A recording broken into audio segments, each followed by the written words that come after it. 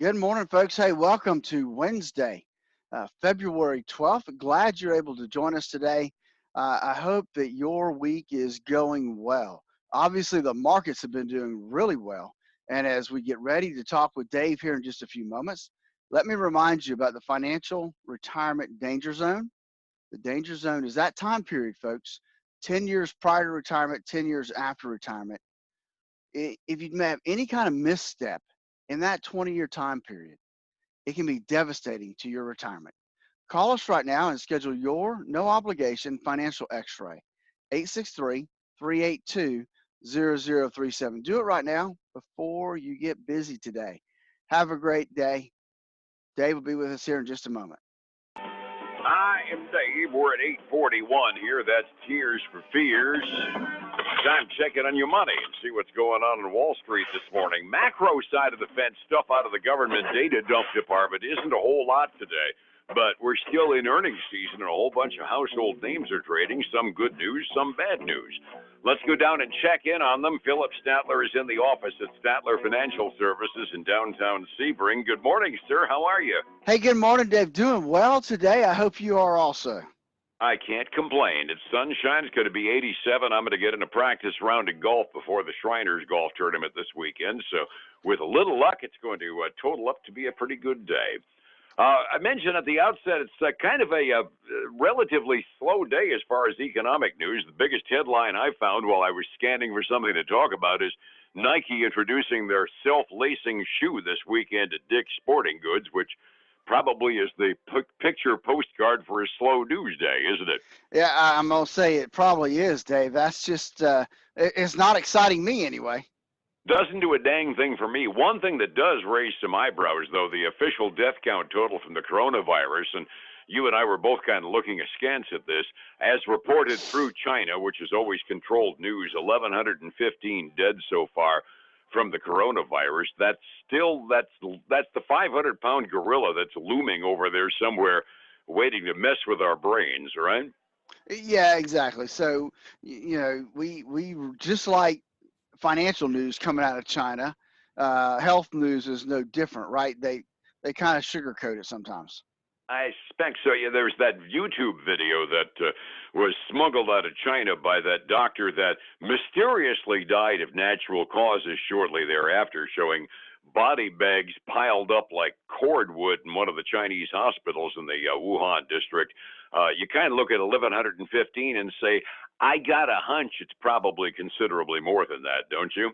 Yeah, I think so. I mean, obviously they're trying to be conservative, and you've got other places now that are starting to show up with a death count from the virus. Absolutely. In China, in the Chinese government's defense, who wants a billion people in a boiling blooded panic? So they've got a reason to try to control the panic. But the official count, 1115, that's what folks are going to be hearing on the news. We do have some household names that reported their quarterly earnings up until this moment in time. And one of them is kind of a surprise because we got one here in town, Bed Bath & Beyond. It's one of my favorite places to shop for gifts. Evidently, I'm not part of the biggest crowd on the face of the earth these days, huh? Well, I don't know if it's so much that, right? They're looking at same store sales down uh, greater than expected. It came in at a negative 5.4%. So that was not good. That was both in December and January. And so part of that has been they've had to continue to do this promotional pricing, lower the price on stuff. They've got those coupons out there all the time. And then they've also then had lower store traffic also. And they've had some problems with some inventory management. So as we look at Bed Bath & Beyond, they have got to be the biggest loser today. They are down over 26.5% this morning. Holy crud. Yeah. That's going to be close to a record for a major big box store. Yeah, they're a premium priced store selling quality stuff.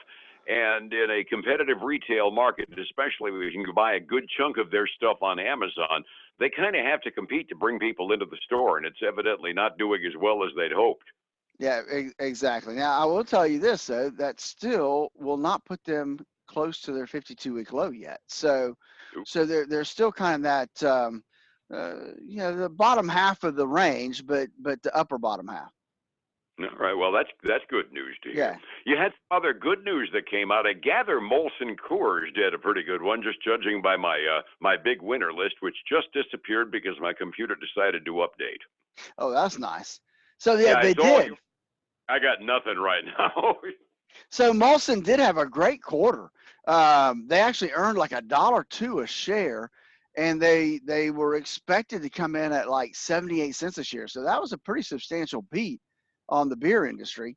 And so they also beat on revenue, even though they're saying that they've had some issues, they've had some significant headwinds, and they continue to see declines in their volume of sales. But if we look at what they are at today, they are still trading up. They're trading up like 4% this morning. Not bad to hear. Other No. reports that we got. What do we got for an So, indication? well, we got a major drugstore chain, CVS. They reported they beat by 5 cents a share. Revenue was also ahead of what was forecasted. And so they came out with their full year earnings per share guidance, their outlook. And they said that they expect the full year to be somewhere between $7.04 and $7.17. The consensus estimate among analysts is it should be about $7.15. So the range is quite a bit broader, and the analyst expectations is towards the very top end of their range. They're still getting some bumps today. They're up 2.5% this morning. All right. Yeah, I'm seeing an awful lot more wide range projections and guidance coming out of the companies. That seems to be the story, the tale of the tape on this earnings season. And I think we can probably blame a good chunk on that on the coronavirus because we don't know what's happening. But I agree, and they also want. I think there's some other unknowns in terms of the election and some of those things too that could be playing havoc, and they want to be in the range at the end of the year, and so they're starting to kind of expand that range a little bit. I understand. Case of CVS, they were in the process of buying the Aetna health insurance people. Have they completed that yet? Is that included in the Oh yeah, report? oh yeah, that's been done for over a year now. I didn't know whether it had actually Yep. been completed yet or not. I knew the agreement had happened, but it takes a while for those things to happen. So that's included in the report as well. Yep, that should be included in that report. All righty. So Other yeah. indications from the market and reports so far? So let's look at Lyft. You know, the competitor to Uber. They lost $1.19 per share. Now Ooh, that sounds terrible, right? really? But that's 20 cents better than what was expected. So they're expected to lose almost $1.40 a share.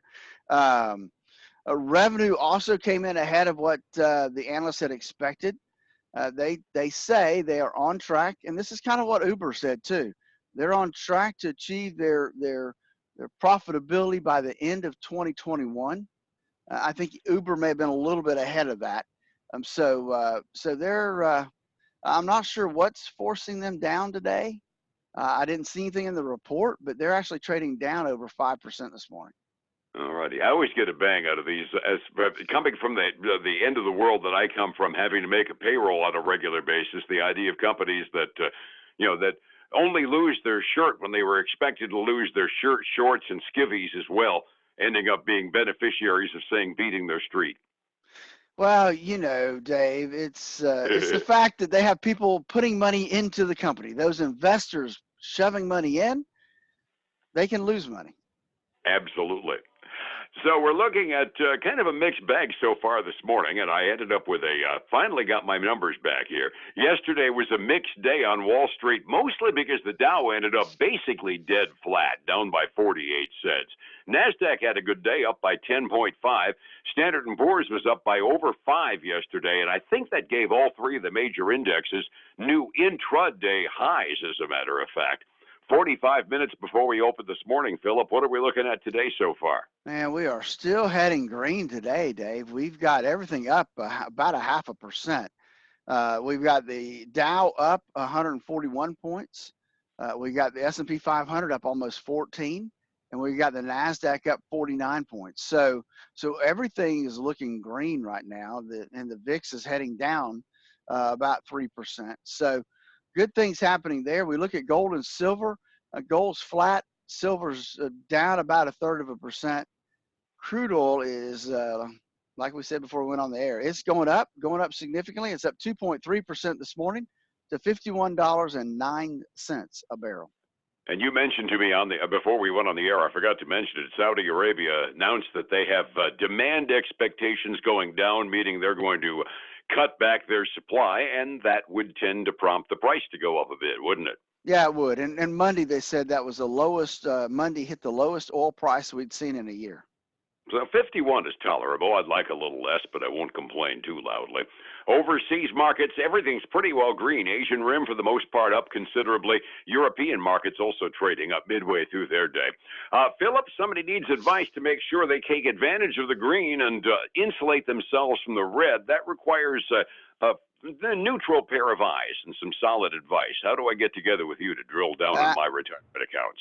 Absolutely, Dave. One of the things that we offer folks is our financial x-ray to really determine how much risk they have in their portfolio and how it lines up with their risk tolerance number. To schedule your no obligation financial x-ray, give us a call at 863-382-0037.